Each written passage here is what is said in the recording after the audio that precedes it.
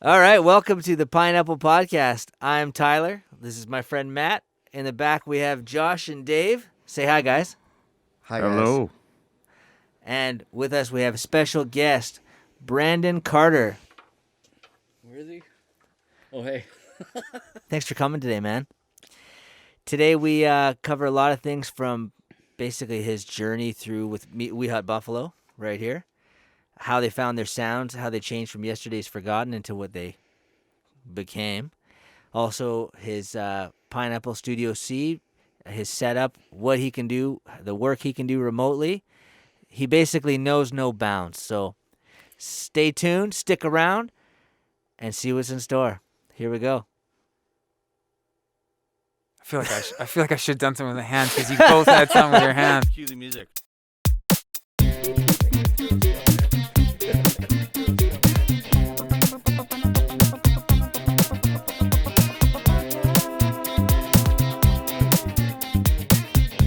I want to throw this out there. Matt, you used to be in a band called Yucca. I was, yeah. So we actually do know each other and have known each other for many years. There we go. That's Yes. Longer than here, hey? Yes, I'd have to say, Yeah, probably. Yeah, we know Tyler. each other. Yesterday's There we go. Forgotten. That was my first band. We played many shows together. Oh, that's wicked. I Yeah. love it. But I yeah. love it. I mean, we're old now and forgetful and Yep. yeah. Yesterday bad can hips. be forgotten, It- really. Yeah, it definitely has been forgotten. A lot of it. That's awesome. Yeah, that's pretty cool. Yeah, it's a lot of small worlds like that with you, I find. It is. I like. It's one of those things that I think is so cool in that world is sharing the stage with so many amazing people and seeing where they've come to where they've gone and what they've done and how their journeys and what they're. I'm always fascinated with even your journey. Like so. Okay, so let's just start from there where you mentioned like where did it go? Where did it go? Okay, so it started with Yesterday's Forgotten. The name, when we chose the name, the obvious joke there was that, you know, you're going to call yourself Yesterday's Forgotten and it's just going to be forgotten. Well, yeah, I mean, it's forgotten. I mean, I haven't forgotten it, and sure there's other people out there who haven't. The Facebook page is still active, which is hilarious because we get the odd like. That's hilarious. And I'm like, wow, this band has been done for well over a decade. But from there, we stopped trying to be something that this incubus sort of, kind of pop, I don't know, new metal. Like it was the early 2000s. So there was, we were trying to be something radio friendly and trying to mimic that. And from there, we wrote one song. It was just one song that just kind of catapulted us away from that and into We Hunt Buffalo. And that song's called The Search. Very popular tune, I suppose. And, Same guys? Well, no. Wow, let me think back here. Brendan did join the band late in Yesterday's Forgotten's existence. And yeah, and it was the three of us, myself, Ryan, and Brendan, that wrote. I love that. Brandon and Brandon. We wrote The Search. And So can I ask a question? Just how, like, not to cut you off, but I'm absolutely fascinated. What was were you guys one day just in the studio and be like, I have this song? Or how did that come to be? Like that song that was the song that kind of just changed you from here to going that way? I think it was a riff. It was legitimately like the first realization that we were going in the wrong direction. And this riff Ryan brought to the table that turned into this song was like, okay, this is like way more raw. This is way different than, us trying to push to be something that clearly, I mean, it was working, but it wasn't working. I mean, yeah, we switched gears and we rolled with that sound, that heavier, fuzzier, stoner, whatever you want to call it, kind of sound, and yeah, and I mean, no regrets because it's gotten me where I am now. Was there something you think that instigated that change? Like different, you guys changed your room you rehearsed in? Did you guys move somewhere else? I feel like we kind of felt like we were spinning our wheels. I think I'm going back way back in time here. Like there wasn't an exact moment. There wasn't an exact like scene change or, there wasn't anything going on that was like a catalyst to it, but it was just Ryan came in with this riff one day. We wrote the tune and we're like, it was just like we put the brakes on everything that was the focus of Yesterday's Forgotten. and pushed on with this fuzzy, heavy riff, and it spiraled into everything you've heard from us up until this point, I guess. Yeah, it's crazy how that can change. Man, that's cool. Did you like Yeah. not to cut you? Sorry, cutting people off left, right, and center today. Did you actually? I'm just fascinated by it though, because it's so cool to think you were going here. Like again, it's one of those things. Like the freedom to be who you are is just so absolutely awesome. And so when you have that realization of like, because I mean, I even know too with Yuka that it was like you know, writing, and you'd hear things like, well, you got to write this to be this. Whether that be radio friendly or easier for people to digest or whatever it may be. And I remember just even for ourselves feeling like, I remember a time when I came in, I was like, oh, I could write a million slow songs that were all these emotional, melancholic slow songs. I was like, you got to keep the crowds pumped. So I was like, I guess there goes all those songs. And we legit, like, rarely ever played any that I'd ever written. Like, we didn't even touch those ones. So it fascinates me that you guys were like, one song. And then, so from there, did you guys go, hey, let's just keep going down this? Like, this, it's flowing. Let's just keep going. Yeah, pretty much. I feel like the first record or the first EP, it came pretty quickly. Like it all fell into place, and it was that realization of, okay, this is the direction we should be going. It was easier than pushing to write, you know, whatever it was that Yesterday's Forgotten was. And I mean, like, I'm not saying anything bad about anything that we wrote with Yesterday's Forgotten. That was like my infancy as a musician.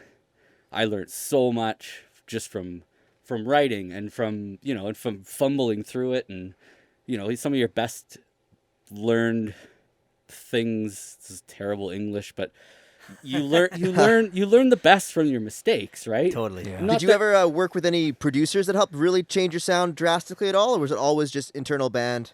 No, I mean, with Yesterday's Forgotten, we worked with a producer named Jay Evian, and Juice. Juice, yeah. And he actually kind of held our hands through the whole process of working with a producer.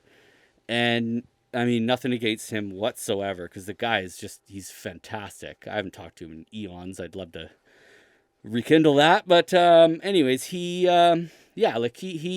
showed us how to listen to, you know, the advice of someone who's not in the band, which is kind of a weird thing, you know, like, especially when you're a young guy and you're, Totally.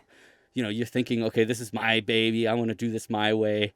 But then when you get that opportunity to work with someone who has that clout, and you look up to them, and then they're telling you to do this, and it's not only like the performance in the studio, it's just like the understanding what he's saying and like translating that in your head and remembering and knowing that like you're not the only guy here that's gonna produce something amazing. He actually gave us and gave me the best advice I've ever received as a musician, was to take criticism and to take it for what it is, not that it's a negative thing, because I feel like any musician at any stage will get some sort of criticism, and the way you take that and how you react to that it says so much about you, not just as a musician, but as a person. Because criticism, to me, it's not someone saying you suck. It's someone telling you that if you do this way, your result will change. Yeah. Whether you're going to like that result or not, just take that for what it is. Like I don't like this, maybe you should try this.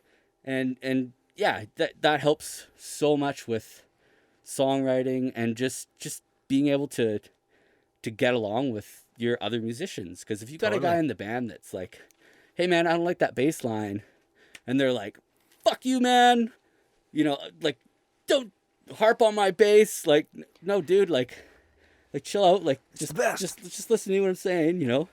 Best advice, like legitimately, I use that bit of advice throughout my whole life. That's cool. Yeah. Yeah. It's good life advice. It is. It really is. Yeah.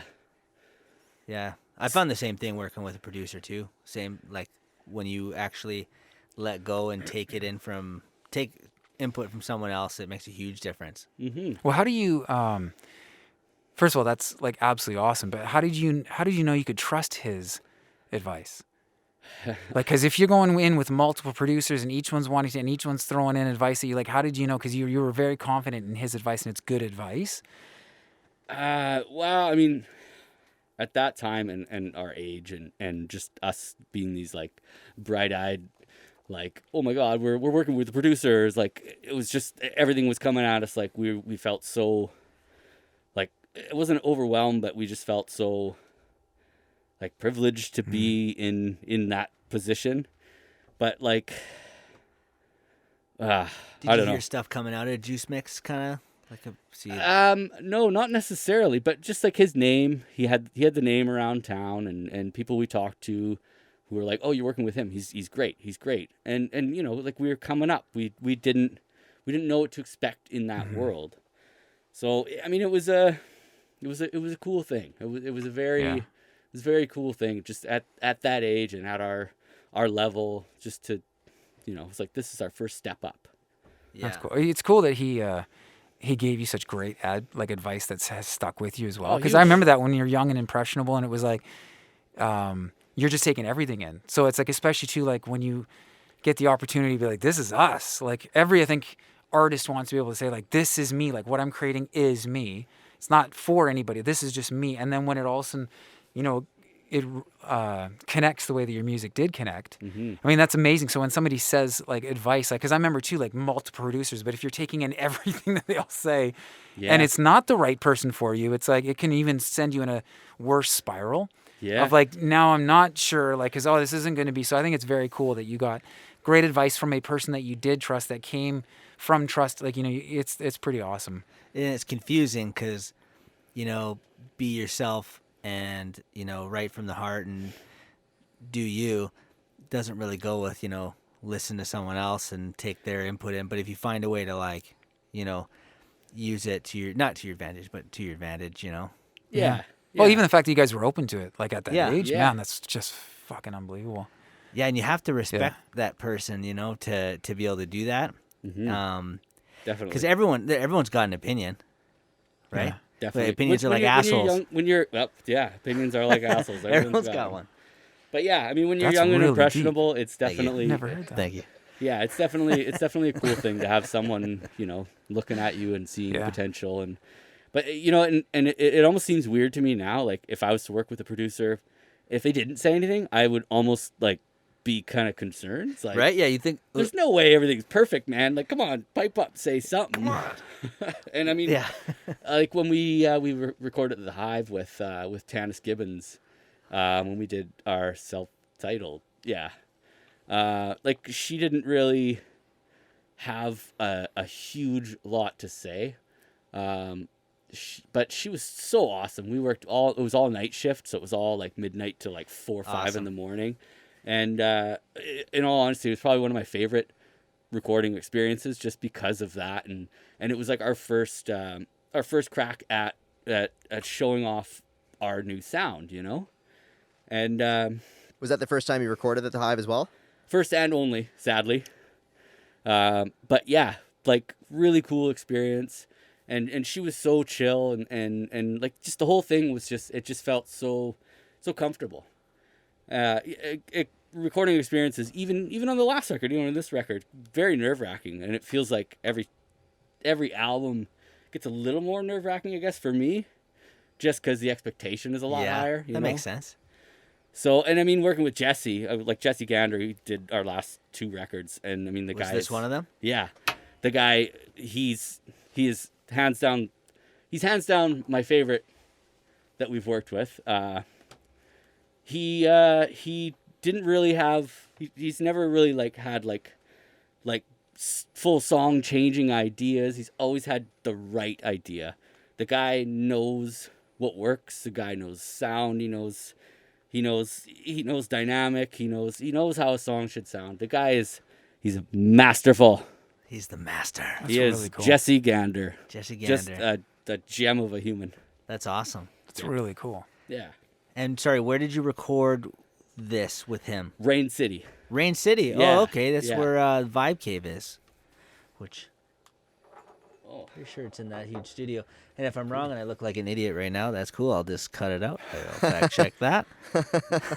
Yeah. If I'm right, I'm gonna be a hero. Yeah. And if I'm right, I'm leaving it in. I'm gonna repeat it on a loop.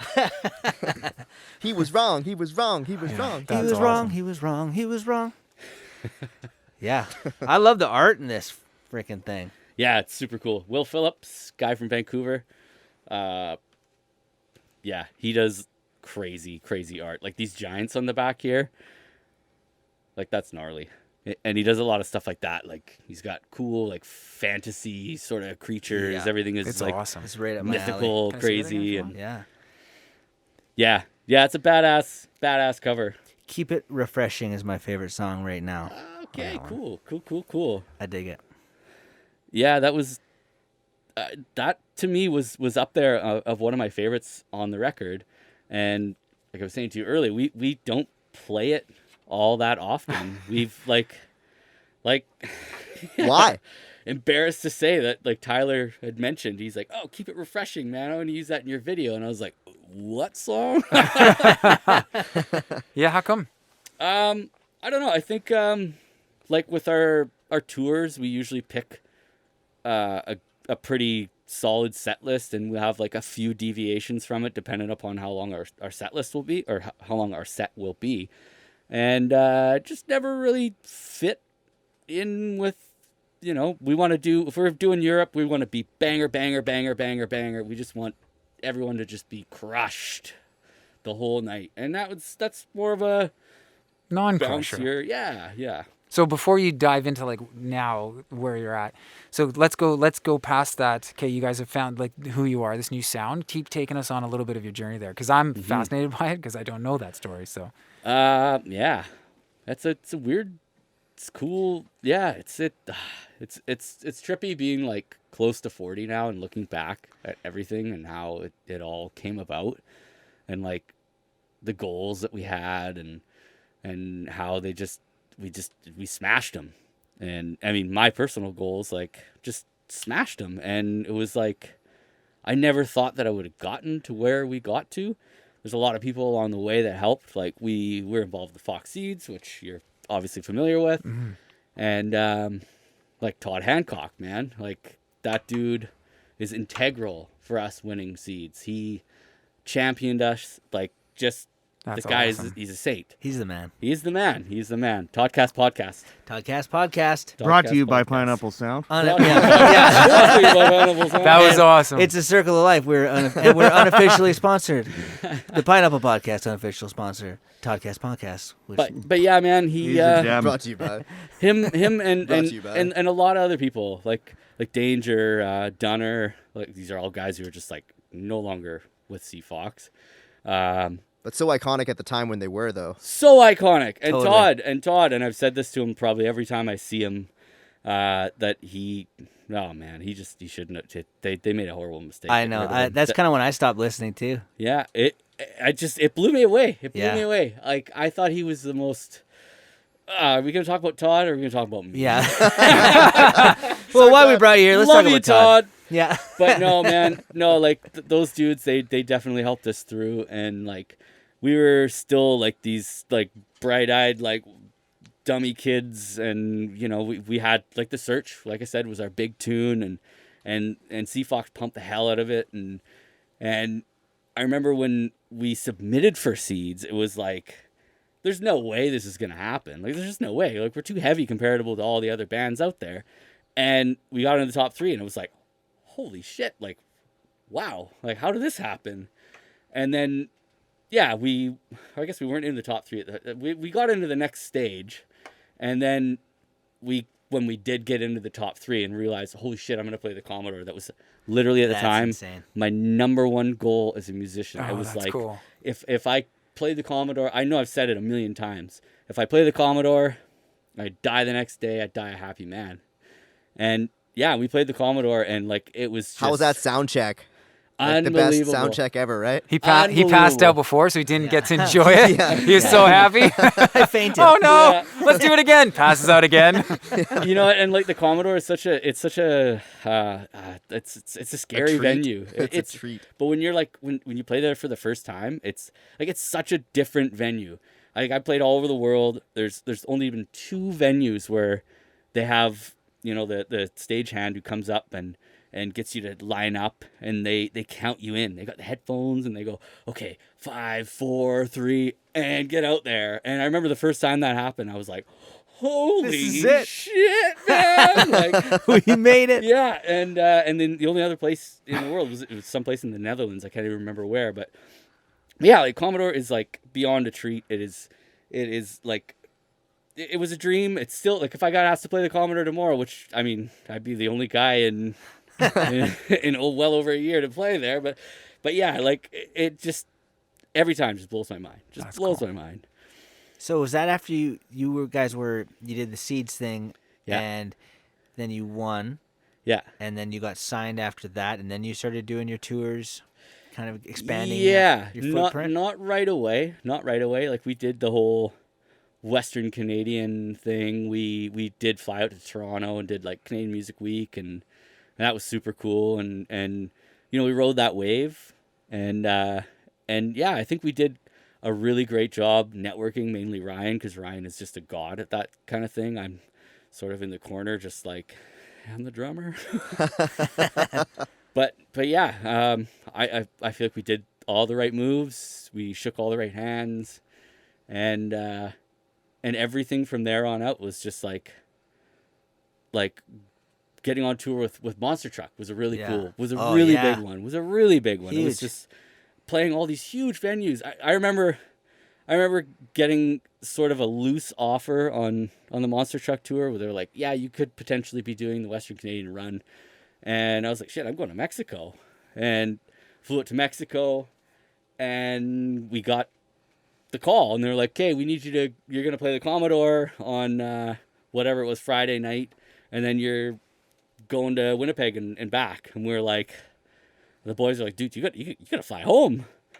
I had a stand, and then it could have gone in, but I was like, there's no friggin' way I'm going to miss out playing the Commodore No with Monster way. Truck. There's just no way. That's commitment. So I flew home, and actually got flagged in customs. Hilarious story. They swabbed my bag and said that I had ecstasy and cocaine traces in my brand new luggage, and I was like dying, sweating, hungry, like hungover, just death in friggin' Pearson Airport, going through customs, thinking I'm gonna get thrown in jail. And I'm like, No way. there's no drugs in my bag, you idiots. And but yeah, and the guy said, I'll never forget, he had his computer, the screen kind of turned away from me, and he's checking my backstory. He's like, well, you're going on tour with who? And I'm like, I poke my head around. I see his computer. I'm like, oh, you're on our webpage. Go on our tour tab. And he's looking at the tour and like there you go, bud. Like, but anyways, yeah, we played the Commodore that night, and it was just like, That was the same day? Like you got back from not- customs like on sorry. the night of the show? Not that. No, that was would not be going to insane. happen. That was not going to happen. I probably went home and puked and slept for 18 hours, but no. The next day or whenever it was, yeah, it was the next day. Played Commodore, and then did the Western Canadian run, and yeah, that was just like, holy shit, the next level is kind of it's coming. go, we're, yeah. we're down that road, you know, and we played Steel Panther 2 nights at the Commodore, which was just absolutely That's insane. mind fuck crazy. But yeah, and then like first year we went on tour in Europe, would have been like 2015 with Monolord, and that was like it's blowing my mind still thinking back to that. Monolord, I don't know if anyone knows who they are. They're No. a doom band, and like they're phenomenal doom band. If anyone likes doom, they're Doom. probably the best doom band out there. I don't even know what Doom I is. don't Yeah. even know what Doom is. Either. It's sort of a mix of Sabbath, but maybe a little slowed down. Okay. That's Um, cool. But anyways, we were like terrified. We are like, holy shit, we're going on tour with this like Swedish doom band. They all look like serious rockers, and and we met them, and it's seriously the nicest dudes. Probably the nicest dudes of any band I've ever toured with. I absolutely love them with all my heart. That's awesome. Is Best that the dudes. is that the one you have the video of the drum off No, while you guys were on tour? no, Or is that's Oh, that's Robbie from it Truck Fighters. Yeah, Yeah. that's right. That's so cool. Yeah. Yeah, that's nuts. So yeah, I mean, that's like I say, every step along the way that we've ever done. I mean, in my eyes, it's always been like, there's just no way that's gonna happen. There's no way it's gonna pan out. There's just no way. It's like, the more you think that something's gonna happen or that you want said outcome, the less chance it's gonna. It's like the more you think it's not gonna happen, the more chance it's gonna happen. And I don't know why, it's just always seemed to work out like that for us, for me. So That's awesome. Yeah, every step along the way, this whole We Hunt Buffalo project has just been phenomenal. Phenomenal. Maybe you set it off on the right foot. Was you guys are just being yourselves, right? And that's why you're able to continue to produce, not only music that's phenomenal from that quality and caliber, but also too there's more of a purity and a joy in it because you are being yourself. So not having to struggle, like you said, and that's the thing is with Yesterday's Forgotten is like enjoying the process with them as well, but just being like, we're spinning in the mud here. Mm-hmm. And then with this, it's like, holy shit, like that's what it actually looks like to be like, we're firing on all cylinders. We're who we are. This is it. We're aligned with the right team. And the team is just taking what you naturally do already and just going, hey, we're just going to help facilitate, get you from A to B. Yeah. And then get you from there to another B and another one, right? Like, Yeah. Yeah. That's so cool. That's why I was so excited to hear like from what changed. Because man, like think about if you didn't, you're like, no, we really shouldn't do this song. Yeah. It's so different. We should really steer it back this way. Because I remember that even too, writing certain tunes where I was like, oh wow, this is really taking us into a should we do it kind of place. And it's like, yeah, but it's us. Why not? Yeah. Like give it a go. And I love that. So well done. Yeah, and Yeah, thanks, man. for you guys to achieve such a heavy, big sound with the trio is impressive as well. Because it's like, Yeah, I feel like a lot of that is the wizardry of Ryan Forsyth. Yeah, I mean, when we started off Yesterday's Forgotten, I think at one point we even tried getting a sax player. Or, no, what the hell was it? We had our buddy Grant was in there playing keys. We had a couple guitar players. Like we had all this shit going on, and then when it was just the three of us unified with We Hunt Buffalo, and we figured out the sound, and Ryan discovered how to work a loop pedal, is when things really sort of changed and really took off. and it helped so much with the live show. I mean, obviously in the studio, you don't really need to use the loop pedal because you just go in and track over top of it, right? But everything you hear that's a loop guitar, that's an overdub guitar on a record, Ryan can do it live. And I mean, he can nail it live, and no quantization. Yeah, you got to actually like play it and, yeah. loop it and tap your foot That's right. so and- cool. The guy's a friggin' maniac for it because there's ways around it to quantize, Yeah. Yeah. but he's just not. It's always been, and it becomes a serious challenge, especially for me, because I'm banging on cymbals and like 9 times out of 10, any of the loops that's going on is me just crashing the shit out of a cymbal. So if I'm not hearing exactly what he's playing, then I can follow the loop really easily. So it becomes more of a body gesture, like you're following his movements. And so like if you've seen that's our cool. live shows, a lot of the time Ryan will look over at me and he'll literally go like this. He's And giving you that- cues, man. yeah, That's and so that- cool. That's awesome. And Yeah. that mainly means that, hey, Carter, catch up or slow down. You're fucking up. Ah, And even with that, man, it can get really get- hard. yeah, Like that's it's funny. definitely It's a it's a- whiplash moment. it's a- looping ain't easy. yeah, it's a tricky thing. In-ear monitors really help. They really help. And it also really helps that when you go on a European tour and you bring your own mixer with your in-ears Yeah. to make sure that it's 240. Oh. you don't, Oh, no. You don't plug it in Berlin in your first fucking show and blow the thing up and go, well, there goes my in-ears for the rest of the tour. Oh no. Did Yeah. that actually happen? Well, that actually happened. Holy. That sounds like it happened. It Yeah, wasn't that like as actually an happened. example, you know. Yeah. That would be the worst. It didn't happen to me, but no, that happened to me. Oh. Oh no. Are you guys running a metronome as well at the same time? No. I was thinking, how would you be doing like with the looping and oh that's my the thing. goodness. Is you throw in a metronome with it. It's just no. There's just no way you gotta because feel it. because there's no That's quantize. so cool. Yeah. I love it. Yeah. Holy. Yeah. It's a trip. It's a trip. Ryan, like I say, he's a bloody wizard, man. Yeah, He, that's cool. And he's always expanding on how he can do things and where to loop and what to loop and not just looping, you know, like a droney note because that happens a lot.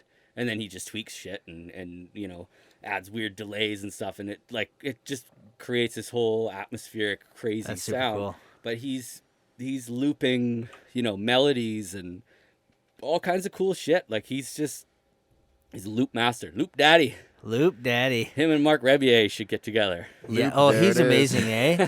That's so cool. Mark Rebier. That's how you say his name. Stoner. Yeah. I always said Mark Ribbolette. Ribbolette. Yeah. He's French or some shit. He's amazing. Yeah, he really He- is. You know, No he, idea. he basically does. He's got a really nice. I think it's a Boss, but it's a loop I think it's, tabletop. I think it's called Loop looper. Station. Loop Station, and I think it's like the RC 505 or something like that is the model number of it. But it's awesome because you do 5 different looping sequences, and it's just nice and easy to play and pause and add, and you can just keep on stacking on it. And it's just such a nice, easy controlling with faders and effects. cool. and- Yeah. But he's just such a talented musician. He can play everything and creates just great melodies. Yeah, he's classically and trained. he's got pianist. so much Like, he's- soul and funk and sass. Yeah. Well, I'll show you. I'll show Yeah. you. You're awesome. I wish Yeah. I was Matt right now. Yeah.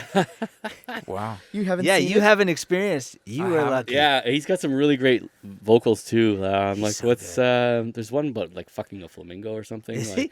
I noticed he goes back to the same kind of like theme a few times. Oh, yeah. Whoa! And he gets like 5 voices, and it gets so like such a choir, and it just sounds like. Yeah. And he just keeps making it even bigger and even bigger. How long are his songs? He does 2-hour streams Oh of him my looping. gosh. That's one thing I remember being fascinated with people that could loop properly because I knew enough of how bad I was at doing that kind of stuff that like even just working like, you know, multiple pedals at once, I was like, I wish I had more limbs. Right. And then you think of Yeah. like, you know, when I'd see guys properly use them. So that's really Yeah. fascinates me with like Ryan, you're talking about him being like the wizard. Cause I think there is a level of like musicianship and wizardry. Because you definitely really is. you can be a fantastic musician, but it does not mean that you'll know how to use one properly to achieve. Otherwise, everybody would have done what he's done. Mm-hmm. But it actually does take that secret level of like mastery that you're like, and like, did he just get one day and be like, I'm just gonna give it a go, and then just Yeah, like legit. Yeah. that's so cool. He got a line 6. It was the green one. I can't. Yeah, I remember remember what that it's one. called, but yeah. Awesome. And he still like legit uses this green line 6. Yeah, I think yeah. it's his second one, which is hilarious because the guy's he's a big dude. He's got big giant friggin' feet, and I've seen him smash those things to absolute hell, and They still go. they still go. Yeah, they still go. that's awesome. So funny. And I remember we were playing at what's that Van Festival in Calgary? Oh boy, this is bad. A van festival? Holy shit! Isn't it VanFest? No, no. There that's is what one it- called VanFest, though, right? There's probably multiple. I thought there's one you posted called VanFest. It's actually called Minivan Fest. Minivan. Oh, yeah. It's amazing. Yeah, it's all soccer moms. Orange slices for everyone? But anyways, Yeah. we were playing this festival, and Ryan somehow acquired like a little Casio keyboard or something. Like someone brought over some stupid little friggin' keyboard thing, and he hooked it up with his looper. And within like seconds of him using this thing, he's legit looped this like amazing little thing. Excuse me. Fucking Beard hair. Beard hair. It's got, oh, God, Anyways, Beard hair. yeah, like he could take anything. He could take anything you throw at him. He can, and I'm not even talking looping. The guy's I'm pumping his tires big time right now. Ryan, I love you, big guy. He's a fucking wizard. So we should have had Ryan on the show. yeah. He's coming on next. Okay. That's it. I'm out of here. Yeah. And Well, he's that's also time. what is he also famous for his work on Game of Thrones too, right? Yes, he's a stand-in for Peter Dinklage. Yeah. Yes. Yes. But He just but looks he like doesn't he doesn't do any of the cock shots because Dinklage has Ah. actually got him beat on that. He's the And you know this. I've known him for a He's been long on tour. time. Okay. Back to VanFest. It was at VanFest. Vantopia. Vantopia. There you go. Jesus Christ, I'm a That's sack awesome. of shit for not remembering that. You remembered it. Yeah, Arlen from Calgary, Palomino Smokehouse, fucking that dude's the shit. Vantopia, oh man, Calgary, that's one of my favorite places. And yeah, Palomino Smokehouse. If you want the best fucking barbecue in all of Alberta, probably in all of fucking Canada, possibly the world, that's where you gotta go. Calgary or Calgary? Calgary. Thank you. Oh, thank you. You settled that, Tyler. He's So- not- Why? What do you say? I say Calgary. Really? Well, I Is probably that- say Calgary a lot, to Calgary. be honest. It's yeah. his friend Cal, Gary. Calgary. Calgary. I went to visit Cal. It Gary. depends on how Gary. you say it, really, or when you're saying It's completely about how you say it. it. Or it's kind of when that's it the depends on whole- the context. That's the sorry. whole It point. feels It's to me the like context. it's potato. It's This the guy's saying context. potato. Well, in all No honesty, one it's just says how you say potato. it. Put That's the point. The emphasis Cal- on the wrong syllable. Welcome to Calgary. Have you ever been to Calgary? Doesn't know? say- that Just doesn't sounds sound- totally different. That doesn't sound Can we move on? Let's move on from Calgary. But that barbecue did sound good. Oh, I man, kind of want it it's now. the best. Vantopia. Vantopia. Vantopia. Okay, so what's next for you guys? Okay, so there's a lot going on. Ryan just got a microtonal guitar, which is fucking cool. What does that mean? Okay, I am not a guitar guy, so Use drum words. Skins. okay. Okay, I'm gonna divert a little here to a band that I can say is probably one of my favorite bands of all time. They're probably the most talented, most obscure, most listenably obscure, phenomenal bands from Australia called King Gizzard and Lizard Wizard. Fucking no band out there is doing what these guys are doing. They've done so many fucking albums. I think they did They're like cool. 6 or 8 albums in 1 year. Whoa. Yeah, Two drummers? Ridiculous. They only have one now, which kind of I almost wrote them off for a minute there, but They wore the second out. Too But- much. yeah, they probably did. But anyways, they've got a few albums where they use these microtonal guitars, and now it's like the frets are spaced like tighter, and there's more of them, and it gives you this sort of like Middle Eastern sort of vibes. Yeah, kind okay, of I sound. get you. Yeah. Super trippy. Like Flying Microtonal Banana is I'm pretty sure their first record they did with microtonal guitars. Just weird as shit. So anyway, Ryan, funny enough, was he lives in like Courtney, wherever on the island. Yeah, near Courtney. And he was researching these guitars because we're just big giz heads. And he found this dude. It's like one of the few people in the world who makes them. And the guy lived in fucking Courtney, of all What? places. Like, super weird. So he didn't buy like a full guitar. I think the guy just made the neck and slapped it on one of some other guitar Ryan had or whatever. But anyways, Ryan now has this microtonal guitar. So I think the plan is that we're going to make a microtonal record, Crazy. Oh, cool. which I'm super stoked on because that's just some weird shit. And Ryan's been sending us little snippets, little tidbits of what he's been working on, and it's sounding so We Hunt Buffalo microtonal. That's So awesome. I'm very excited. So about that. I'm super curious. Like, what is it? It just means that you have much more range to work with. Yeah, and I feel like the notes are more like minor. Like there's Oh, really? more of a minor sound Well, to it. it's like different parts of the world use a different Scale for their different instrument. That's scale. what I was going to ask So too. is the instead of being scales. 12 semitones, they're completely different. There is no A440. It's like it's 448 or whatever it is, and it goes off of a completely different. Yeah, I don't know. It's all nerd shit. Is that but like it all sounds like really Lydian? cool. That's really cool. Does that have anything to That's do with cool. like Lydian and Mixel? More nerd shit. I don't have a fucking those clue. are those are different ways of scales? starting the note on a different thing in our tempered tuning, but it's a different type of tuning. That is cool. Nerd. Yep. Nerd alert! Nerd alert! Anyways, yeah, like that's a cool project that we got on the go, and I would really like to see that come to fruition. So he's like distorting and looping with a totally different scale. Yeah. Rad. So it's like Middle Eastern. We have Buffalo.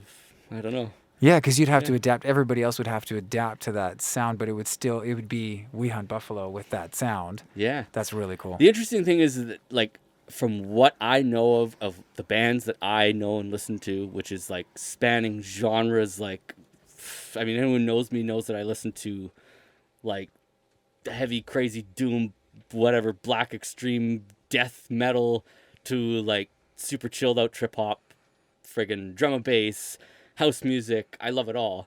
But I don't really know anyone else who's doing microtonal.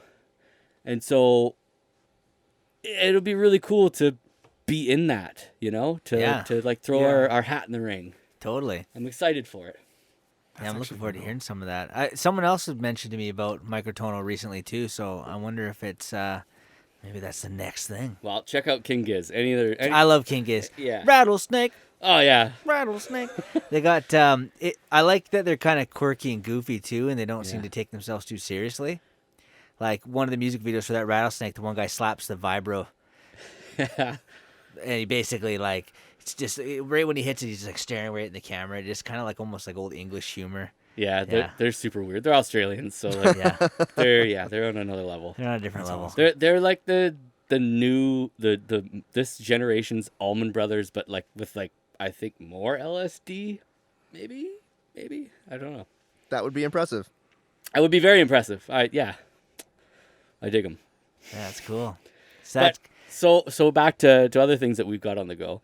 We are currently remotely writing our next record, and remotely through what is going to be Pineapple Sound Studio C. Boom. And this is my little drum studio that Dave and Tyler have been helping me with, and been very patient with me and my, I'm just a drummer, so throw like XLR cables going into there and input and output and all that shit. I've learned a fuck ton from these guys. It's been really handy having you around while we've been leveling things, right? Yeah, it's been very handy having you around to keep myself from burning it all down to the ground from rage of like, why is this not working? Why? Where does the head go? Yeah. But no, I've built a pretty fucking cool little studio. It is And awesome. out of sort of boredom and necessity for my own sanity through all of what's going on, like not being able to play, not being able to connect with friends, and like I really like just jamming with my buds. I've been using Jam Kazam quite a bit, but getting the boys on board and us now able to send tracks back and forth and write that way has been really, really cool. It's been a big challenge, but it's been fucking awesome, and it just gets better and better and better every time I go in there, and the tunes they're starting to come out. But we did it, and we got together, had a good writing session, got bare bones of what the next album's gonna be, got very good idea of the direction of how things are gonna go, and now we're plugging away and getting it together, putting demos together right now. Are you guys more the band that like has way too much material and cuts it down to the album? Or do you have no it has to be this many songs? Like, I don't think we've ever had like too much material. Like, we've had too much, but it's never been like we've got 40 songs and we got to cut it down to like 11. Yeah. And I know a lot of bands that are like that. Yeah, they which are is crazy. We probably got like maybe 4, maybe 5 that got to be cut, I would say. We've cut a few of them already. So yeah, it's getting down to, we're not even done the demos yet. That's probably my fault because I'm building the studio and I'm very fucking picky. And when it's like my own thing, it's gotta be a certain way. It's gotta be perfect. Way you like it. And I'm pretty much, I'm there. So now it's just send me the shit. I'll send it back. And Are you doing that just with the band, or are you doing that for other people as well right now? I've got so much shit on the go. It's ridiculous. I should probably start saying no. I'm hard, No, having never a hard say no. having a hard time doing that. I'm working with my buddy Sean Simpson. He's actually the older brother of our old bass player Brendan Simpson. Johnny Bootleg, he calls himself. He's solo dude, plays around town. He is working more right now than I've known anybody pre-pandemic working. Like he's the man. He's so in demand. I think the soccer moms just love him or something. But he's in all the breweries and restaurants and shit, doing his solo thing. That's funny. He's got it fucking dialed. The guy's he knows what people want, and he's fucking nailing it. So I'm very, very, very happy to be part of that project. I'm the new drummer. I will be, as restrictions ease up, I'll be hopping on board and doing some shows with him. And are you tracking on, like, are you guys building an album, or are you basically just working on? We are building an album. Awesome. We You're are doing that building an remotely album. as well. Yeah, yep. I love how it's not saying writing; it's building. It just Yeah. sounds so much more epic. Constructing. Constructing Because an it album. is. So did It's- go We ahead. are engineer. No, I guess well, the engineering goes different ways. But anyways, yeah, I super stoked, man. He's such a rad dude. That's a dude who's like persevered, and like he quit a job that could have fucking had him set for life to pursue music on his own. He was like, I know so many people are like, yeah, he's fucking crazy. The guy had a fucking gas card and a truck and 100 grand a year. And no, man, he's killing it. He's absolutely fucking killing it. We should all strive to be like Sean and take those fucking risks, because he's Making some good stuff. He's killing it. And yeah, like I say, I'm very, very, very, very happy, humbled, and stoked to be a part of the project. That's cool. So yeah, be on the lookout for that. Johnny Bootleg. Johnny Bootleg. When you set up your studio, did you you're talking about being picky and all that stuff, and then you also talked about that other previous experience. So you said it was one of the best experiences. What producer was that? You said Juice Mix? was that what it was? You said No, no. with that's Juice, the- with Jesse Gander. Yeah, you were saying it was just one of At the the greatest. Hive. So clearly, Hive.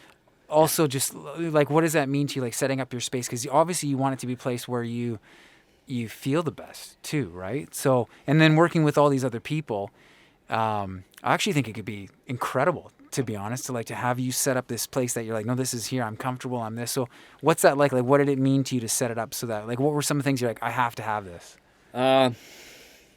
Well, I mean, if you've ever been in a really high end studio, like the one I'm sitting in right now, where they've got all the best mics, they got all the best interfaces, and just simple things like your little headphone mixer. Yeah. Like little pineapple things. sound. The little things. The little things Brought to you by are Pineapple Sound. are to me as big as the big things. So yeah, I'm very picky, and I feel like it's just because I've had the privilege of being in all these other spaces where all this shit's just like Yeah. right in front of you, and Yeah. it all works so fucking easy. Yeah. But believe It me, sounds good. when you're a dumb drummer, it doesn't work that I easy. feel like every drummer needs to have like a Legolas quiver of drumsticks. Do you have just Yeah. like an endless pile of drumsticks in this drum studio? You can just always have a new stick. Yeah, I go through a lot. I probably don't go through as many as most guys. I'm not a big guy. I'm not like a super heavy hitter. But I know how to hit them too. I know how to hit them so you don't break them every fucking. For those of every you show. not watching the video, he's got 14-inch biceps, legs like tree trunks, like William Wallace, and he's 7 feet tall. Go on. So, sorry, where is this guy? But yeah, no, there was a lot of things, like important things on my checklist. I wanted lots of channels. I didn't want just, I don't want just one on my kick, one on my snare, rack, whatever overheads. Yeah. I wanted to cover all my bases and then some.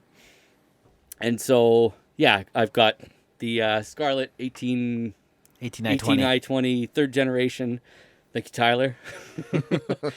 And we got that all set up, and I wanted more. I wanted more out of my kick. I wanted more out of my snare. So I had to make sure I was able to get another mic. I have capability now I have capability using my ADAT through my little Mackie Blackbird interface. Beautiful. So those are synced up, and I've got I guess 18 channels through this ADAT, and ADAT I'm saying it like it's like this ADAT thing, like it's Geek. from the future. It's because it's What a geek. yeah, totally. No, but I mean, it's new to me, and like figuring out how to use that part of what gear I had available to me was a game changer, because it Yeah. was just like, okay, shit, now it's gone from like a studio that like I was going to use just to bounce tracks back and forth with the boys to like, holy shit, I now have like some comparable gear to like a big studio. So it's soundproof to shit. I've got fucking TVs all over the place. I can fucking watch Rick and Morty and fucking track shit and Show have me That's what awesome. you got. But how do I'm- you feel like the hardest part about your studio though is how do you feel drumming in there knowing that someone could be listening to you at any point? I try not to think about that. I also try not to think about the fact that Mike Fraser lives Yeah. like 60 feet away from That's me. what I mean, yeah. See that kind of like I thought you said it was soundproof. yeah. I Drums- hope so. drum- On those days when I'm really sucking, I hope it's soundproof. Yeah. But yeah, it's no. I mean, and it is obviously important too to make sure that you don't piss off all the neighbors. So Yeah. there was a lot involved in soundproofing it, and Right. I got a lot of help, like I say, from Tyler and Dave, fucking saints. That's awesome. But yeah, no, I unexpectedly was able to build a studio that I mean, you boys were like, okay, hey, like we can have you as Studio C, like it's that good of a space. It's utilizable, not just for me. I could have other musicians in there too if I wanted to, but fuck them. I'd just rather do it myself. Yeah. So I love it. It's my little fucking drum cave. Every time I go in there, I'm more and more excited because I'm learning more. I think I've learned as far as my knowledge has gone.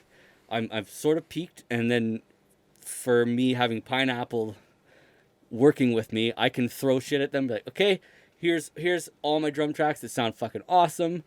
They can help me mix it, or they can mix it themselves, hopefully. And yeah, I can pump out some fucking serious shit out of that Totally. studio, and I'm so fucking happy about it. That's cool. And anybody can reach you just through your Instagram and reach out. Like anywhere in the world can just either send you their tracks. Yeah. And the really cool thing is, even with remote recording, like if there's a producer who wants to have you jump in on a session, and say they don't want to just send you a track and have you just put some drums on top. If they want to actually work with you on We're the drums, doing it live. Yeah. you can connect with them Well, through Da- Session Wire.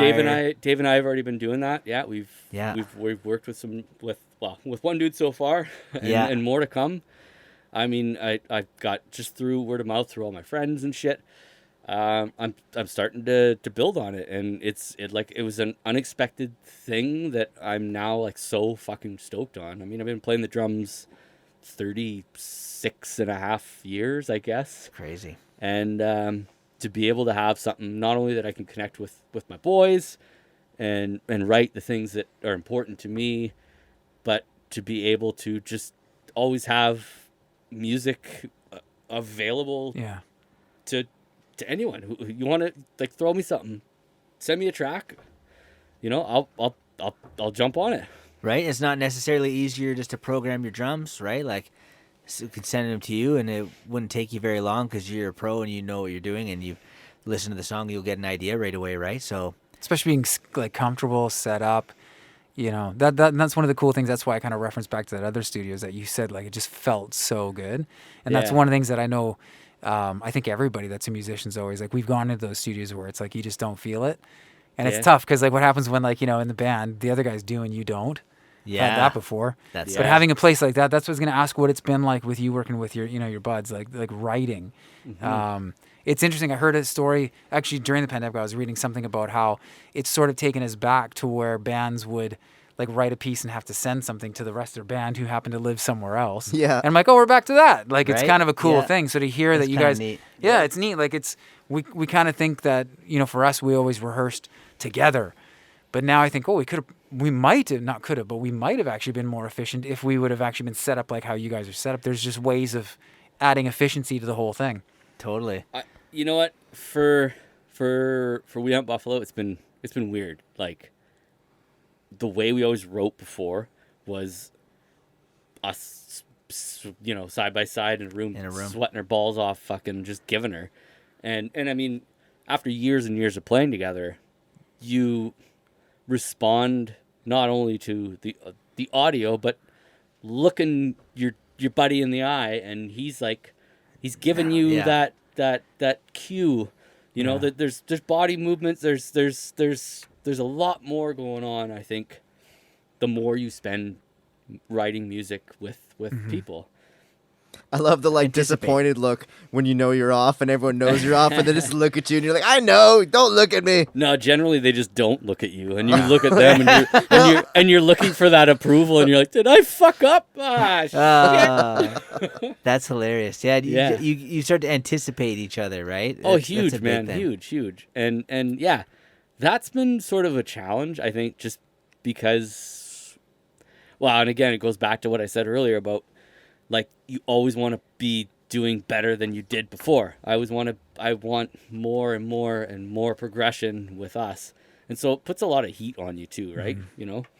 So yeah, I mean, it hasn't been a challenge per se with We Hunt Buffalo with the writing process, but it's just one thing that's missing. Yeah. That you kind of miss. Totally. I wonder if that's also, it's so cool to hear that, because I wonder if people would feel that way if they didn't have the maturity that you guys have as a band, as a team. Building an album is, a band that's just starting out. Because I know what it was like when we were working with even new guys that would come on. You're right, like those cues and stuff where you're like, oh, they didn't see. Because again, too, if we all went this way, man, you went that way. Yeah. It's having those missed things. But you guys have the maturity of playing together for so long that you also too can go, oh, I kind of see where he's going with this, right? Yeah. I feel this here, and there's a trust. Oh, there is, and yeah, I mean, it comes with just years of playing with each other. Yeah. Years of playing with each other. That sounds really fucking weird. We like to play with each other. Yeah. We're that good of friends. So, to Made put it you less weird. Thanks, Ty. Less Thanks. weird. Yeah. Is that your feet underneath the table right now? Wait, It's a feature. It's a get back over feature. here. Tyler plays footsies with everybody. That's part of the podcast. Yeah. You signed up for this. You signed the waiver. That memo. You signed that thing, didn't you? Yeah. We made him sign the waiver. Hey, whose foot is that? I said no fleece socks. That's the big thing. I don't do fleece. He's got open-toed sandals on again. Great. I like to footsie with bare feet. I don't touch fleece, so that's the big thing. Did you oil your feet today? Because they feel a little off. Yeah, it's lotion. I put the smell. lotion on its skin. So So hold on. Brought to you by. Nivea. Do we do pee breaks in this thing? Yeah, actually, well, I was gonna bring that up because Commercial break. No, we don't. we want to show. Yeah, because I saw you humping and bumping around there. Yeah, I'm humping and, and bumping for sure. I've had like three Don't of these pee on fucking Tyler's feet. So this is actually a perfect time. We want to. So there's actually two parts. There's an audio part where we're going to show one of your songs, but the video for YouTube, we're actually going to give you a tour of Pineapple Studio C. In 3, 2, 1.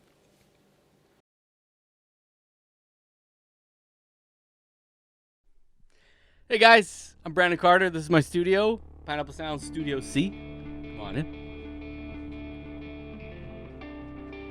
So yeah, this is my little control hub here. I'm running Mac Pro using Logic X. I got a Scarlett interface. I've got 16 channels I'm running. This little setup here is actually what I'm using with Johnny Bootleg, my buddy Sean Simpson. This is my live rig setup. Suitcase kick drum with an octopad. Yeah, when live shows happen, which hopefully is sooner than later, this will be my little rig. It's my home.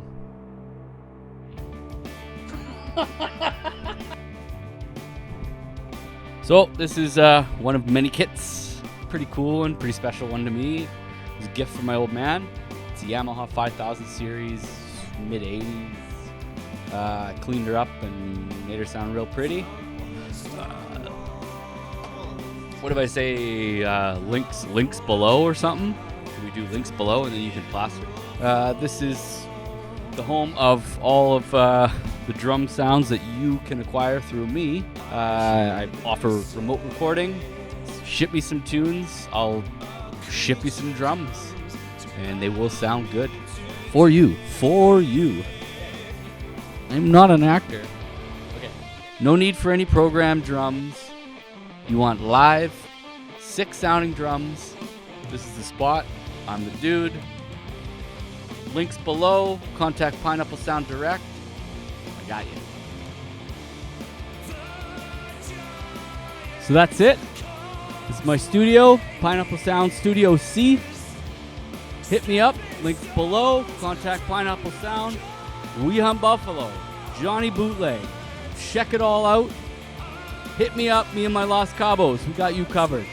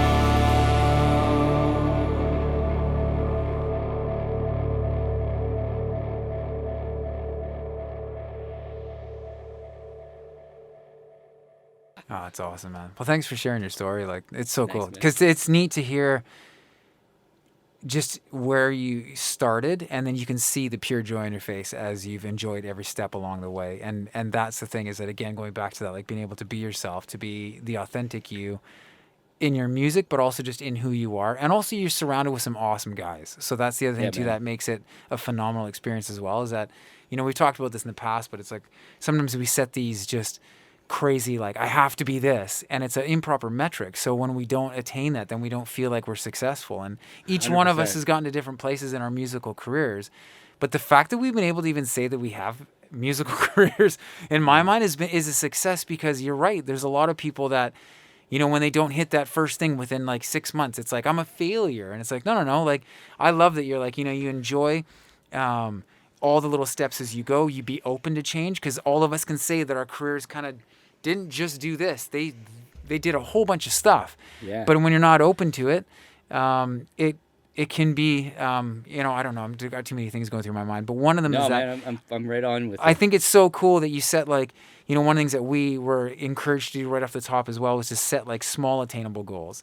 And that gave us, you know, whether that be like, hey, like this week, like we're going to really work on these songs, get these songs, like we did it, right? Like at the end of the week, we did that. And it was just this momentum that kept going versus like, okay, no, we have to have an album of like, because we were the band that would write like 50 tracks. And then, you know, it's like, hey, we got to cut it all out. But it's like, sometimes it felt so crazy trying to go, like if you said 50, but like, let's just write 2 this week. It's like, oh, I can do that. I can have my sleep. Right. Yeah. And it just makes, and so I think being, you know, when you're sharing about that, about enjoying and like, and actually like people being honest with each other, I think is one thing that is, I just want to thank you for that because it's very refreshing to have somebody that's, you know, brave to come out here and also to share like, dude, like we're super proud of you, like of everything you've done. We're excited to have you on here. We're super stoked about it. And you've been honest. And that's the thing is I think people need to hear that it's like, yeah, like I remember the first time like I met a band that I was like, wait, you're all working still? And they had, but they never told us. I found out like secretly. And I was like, oh, they've been trying to portray. And I was like, but why don't you just tell me it's not that big of a deal? I don't think of you any less. Like, I think it's awesome that you guys are actually working 2 full-time jobs. Right? Like, Yeah. You're working so freaking hard to like make this dream a reality. And and then, like you said, enjoying every step along the way. And then you get the fruits of it where you get to tell us these like amazing stories and amazing things. And it's just, oh, dude, it's really exciting. So really appreciate you being here. Yeah, you Thanks, get to man. be yourself and explore and kind of share your gifts with the world too, right? I love exploring myself. And sharing your gifts with the world. And Two of your well, favorite no things. one needs to see that. That's awesome. Yeah, awesome. It's not awesome. I said that. No, That was it's just a not stock- awesome. It's not stock I statement. retract that. Yeah. Yeah. Awesome. Well, thanks for coming out, man. It's been great having you thanks on for here. having me, man. Yeah, Thanks for having me, super cool. fellas. Yeah. It was a lot of fun. Looking forward to being able to have you out, have you actually at the studio and playing some live music. Oh man, like when? Hopefully soon. Seriously, like tomorrow? End of July, maybe they say, right? So fingers crossed. 1 Wow. hour 45 minutes. Wow. Did my acid just kick in? Yeah. No. Yeah. What's going on? We just heard a mystical voice. Awesome. But anyways, yeah. Thanks so much for coming on, man. It's been awesome having you Cheers. here. Watch out for the big rings. That's awesome. Cheers, brother. Watch out for the big rings. All right. Thanks for tuning in to Pineapple Podcast. This episode is brought to you by Vibophone. Answer the call of destiny. Hello? Ooh. Hello? Hey, this is Destiny. How you doing? No, sorry, I'm on the phone. With Destiny. She's also known as Chastity. Okay. Cue the music.